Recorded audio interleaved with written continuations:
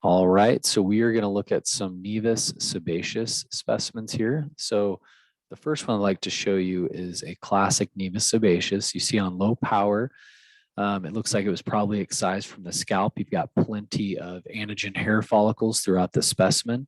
And again, you know it's an anagen hair follicle because you have that nice clear cell outer root sheath, and it's embedded in the deep part of the skin here, so the subcutaneous tissue. So probably from the scalp, and you see this papillomatous epidermis.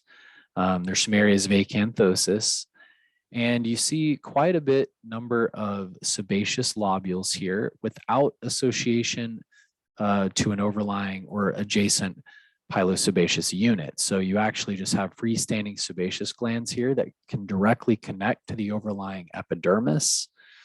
Here you have sebaceous glands that are connected to the actual hair follicle itself.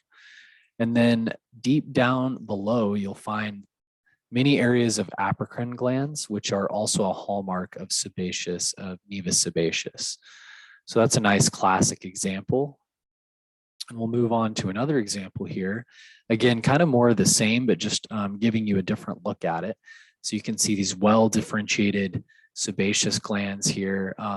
Many of them are not associated with a follicle, so it's freestanding sebaceous glands underneath the epidermis. If you cut into the right plane, you would see that they can directly connect to the overlying epidermis. And you can see that this one doesn't have as many apocrine glands. Let's see if I can find it in a different section here. Here's some. So always look for those apocrine glands too, just to give you another boost of confidence if you're dealing with a Nevus sebaceous. You don't always have to have them, but usually they'll like to show you a classic case if they're going to test you on it. And then here's a nice example of Nevus sebaceous that can actually be associated with multiple adnexal neoplasms. So here you've got on low power, you can see these nice anagen hair follicles, probably on the scalp. Abundant numbers of apocrine glands here that you can nicely appreciate on higher power. There's some pinching off, some budding of the secretory cells here. And then here, interestingly, this specimen actually had a basaloid neoplasm that kind of resembles a basal cell carcinoma.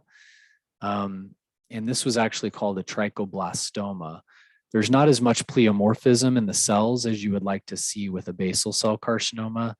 And it's not really retracting as much as you would like to see with a basal cell carcinoma. There is some kind of inner necrosis that can happen when these things get big. So this was actually a trichoblastic tumor. You can see it's producing some mucin. It could be an evolving basal cell for sure, but it's definitely a trichoblastic tumor. And over here, as you move to the right, you'll actually see this kind of papillomatous ductal neoplasm that opens to the surface of the epidermis here. And it may remind you of the fronds that you might see in a syringocystadenoma papilliferum. And that's because this looks to be an evolving syringocystadenoma papilliferum. If you go into the middle of some of these fronds, you may find some scattered plasma cells, which are hallmarks of a more developed syringocystadenoma papilliferum.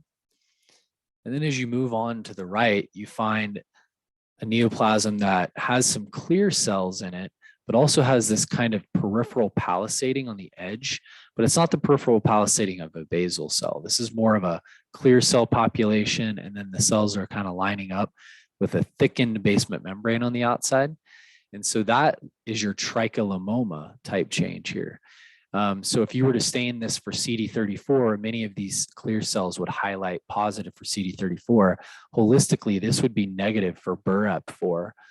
In contrast to this part over here, the trichoblastoma should be positive for BREP4 and negative for CD34. So just an interesting case of multiple adnexal neoplasms developing in a Nevus sebaceous.